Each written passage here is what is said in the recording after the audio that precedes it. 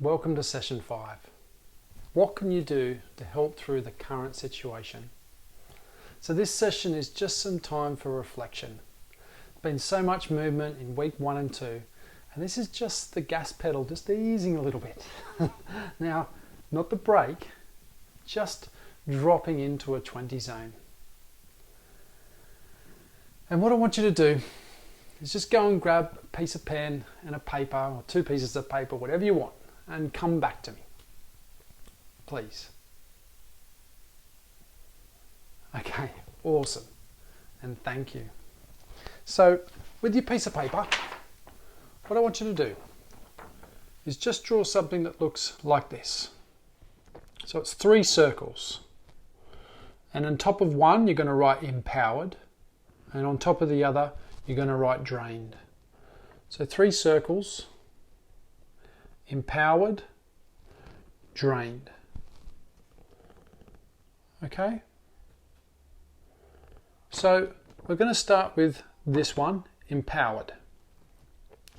Now, for the next minute, what I want you to do, I want you to start putting down things in your life, maybe currently, maybe previously, which made you feel empowered, or raised your energy levels, or just, gave you that sense of being in flow, that things just seems to be okay, that you're moving in the right direction.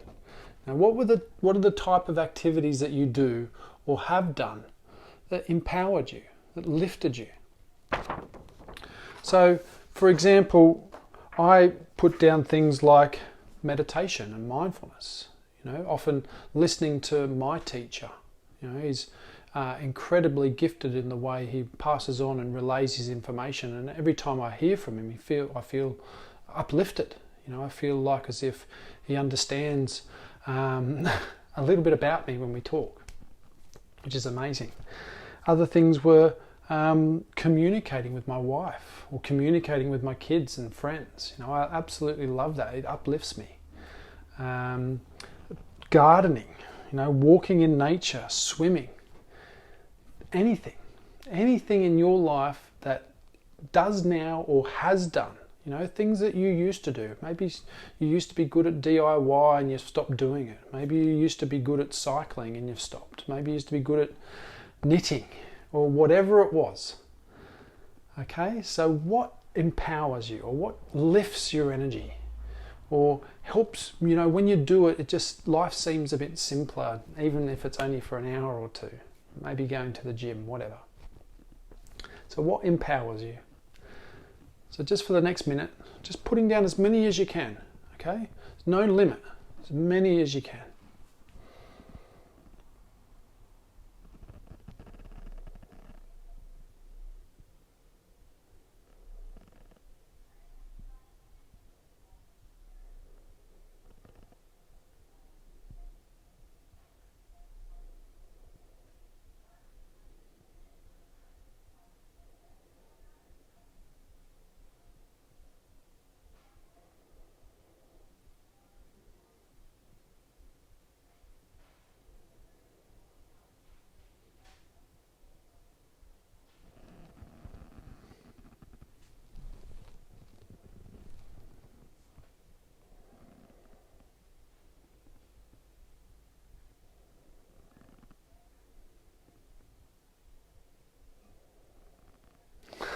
Okay, so just stopping there. Now you can add some more as I talk, it's up to you, but just paying a little bit of attention.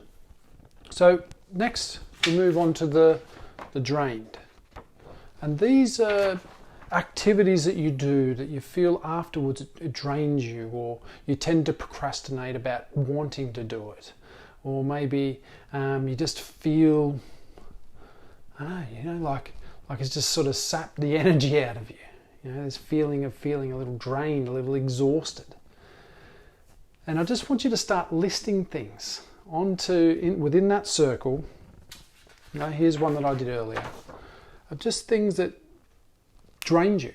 What takes away that energy for you? I put things like social media, the news, At the moment, I don't know when I'll be able to start doing the stuff that I love in person. And whilst it doesn't worry me, it doesn't feel great.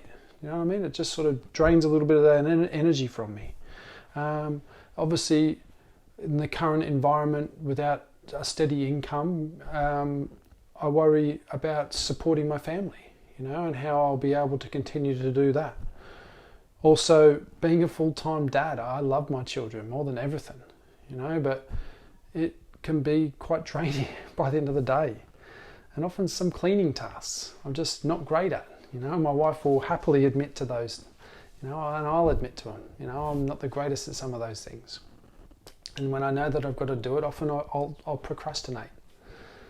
But anything really that drains you. Maybe there's people at your work, family, friends, when you're around them, often they can be quite draining. So absolutely anything that's in your life at the moment that just takes away some of that energy from you, disempowers you, I suppose, in a way.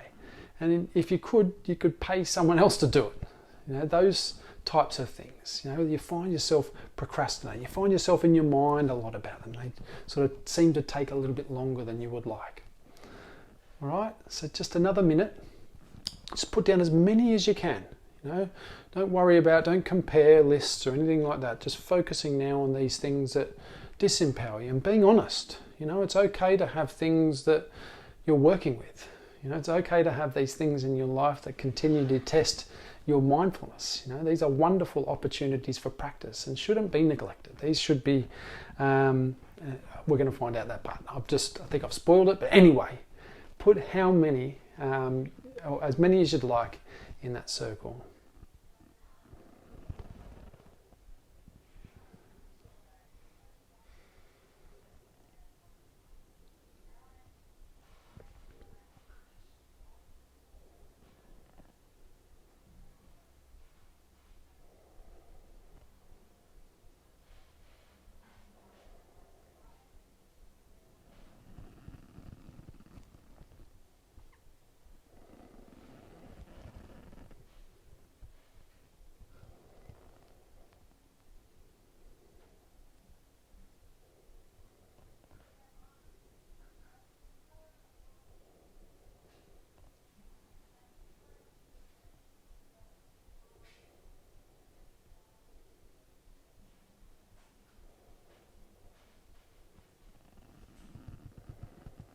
Okay, so, and now just looking at your lists, how does it feel just looking at these things that empower you and these things that drain you?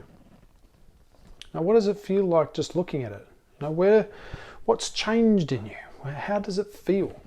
An important part of this practice is beginning to work with how we think and feel about things. And how does it feel putting down these types of things? Maybe there's a sense of guilt of the things that used to empower you and you put down. Or maybe you look at the drains you section and think, maybe some of those things are quite petty. Or maybe there's a sense of frustration as in you can't change them. And that's okay too. So now, what I want you to do, third circle, I want you to write changeable, okay? And I want you just to write it underneath, at the top, wherever you would like, but just writing changeable. And I want you, with your lists, just to, some of the things that you used to do, that you'd like to start doing, I want you just to bring those over and put them into the changeable. Now, I want these to be achievable. If you used to love horse riding and you can no longer horse ride, first maybe from financial standpoints or the fact that you just can't, you don't bother putting them in. These are just things that you used to do that you could start doing now. I put in here swimming because I think I'd like to swim more or surf more. I used to absolutely love it, and I probably should have put surfing in here, and I definitely put surfing into this changeable because it's something that I used to love and enjoy. Same with yoga. I'd like to start doing more yoga, not so much the yoga of the mind, but the yoga of the body. So allowing myself to get into that sort of flexible, wonderful mind-body relationship. But also on the drains you section, I want you to have a look at your list of what drains you. And I want you to think about, what could you start doing or start working with that, whilst at the moment it seems to take away your energy, but you could begin to change how you think about these things, like cleaning. I remember doing this task in particular, and ironing was one of my particular ones that I disliked. I'd put that off as long as I can. But I've grown to love it because I see it as practice. I see it as an opportunity. My mind starts going, ironing or whatever. And I see it as an opportunity just to begin to work with it and then enjoy the movement. Feel quite grateful that I've got these wonderful clothes that I get to iron. That I can see it afterwards, and it's quite satisfying seeing this wonderful piece of clothing. So just bringing over from drains you, just the ones you think are achievable. For me, I did, watch less news. Go on social media less, which is difficult when it's part of your job, but to try and limit how much I am using, how much I am, because I could get stuck reading all the different Buddhist articles and videos and stuff like that and not get anything done. But also, like I put down there, practice mindfulness while cleaning, but I'd also have surfing and swimming and all that sort of stuff too. So over to you. What's changeable? I'm sure you've already started to list it. So what could you start changing about those that used to empower you and those that drain you? I'll give you another 20 seconds.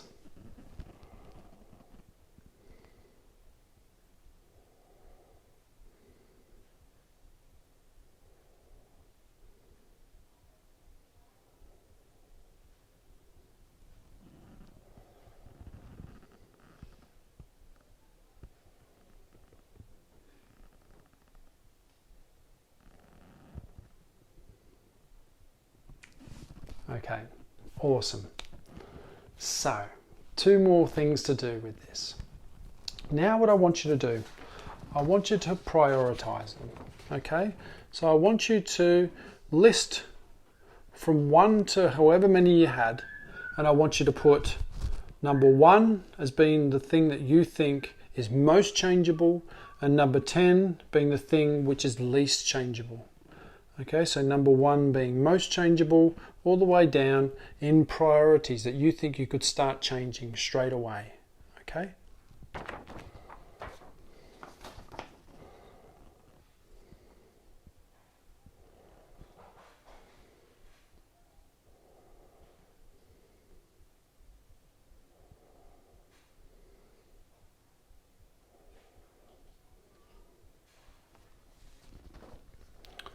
And now from your top 3, what I want you to do, from your top 3, I want you to choose the number 1, which may have a look at your top 3. It's quite hard to decide sometimes. Sometimes it's really easy. But I just want you to choose which one of your top 3 you can start doing today. So which one of those is the most realizable right now for you? Most achievable. Okay, and I want you to write a statement underneath, and I want you to write, starting today, I am going to X. And mine was, starting today, I am going to watch less Buddhist practices online. And I want you to write whatever yours is as a statement to you, that this is what you're going to do. This is what you're going to start doing today to help empower you more, or to change those things that that disempower you, that drain away that energy. So how did you find that little exercise? Interesting? And maybe there's some things in there that you can start doing more of straight away. Now maybe there's more things that are changeable in there than you realized, and that's awesome.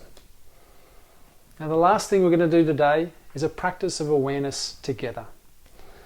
Now this mind training, this mind training, the meditation is being able to become familiar with how we're feeling and taking action rather than just trying to distract ourselves. As we know, what goes on in our mind reflects the view of how we see our world. And if we can begin to soften that agitated, anxious mind, a mind with a bit of space can see the world that is a lot more open. So this is why we take the time to sit, to recognize where my emotions are and create, or at least move towards creating a simpler life for ourselves. Can we become more interested, more compassionate, more connected with ourselves? And with that, we become intimately connected with others. And this wonderfully happens without that exhaustion that goes on when we're trying too hard to please everyone else. So with the principles of meditation, if you remember back in session 1, where we defined it as becoming familiar with, becoming aware, awake, alive to how we're feeling and acting. We're becoming intimate with how we're feeling and working with that directly. Or the systematic mind training, this is what it's about, allowing us to explore. It gives us choice. We can either get dragged along or held hostages by our emotions, or explore the feeling of the movement, the change, without fear. Now, as Pema Chodron says, as we rest up against that which we fear, we learn how to fear it less. So to help us in recognizing awareness, this session, as I said, we're going to do a little meditation as well. Now I'm going to send you a link just in case you don't have time to do it right now. But if you do, that is amazing. Go and get yourself a cushion, come back, lie down, sit up, do whatever you want. But let's do this awareness practice together.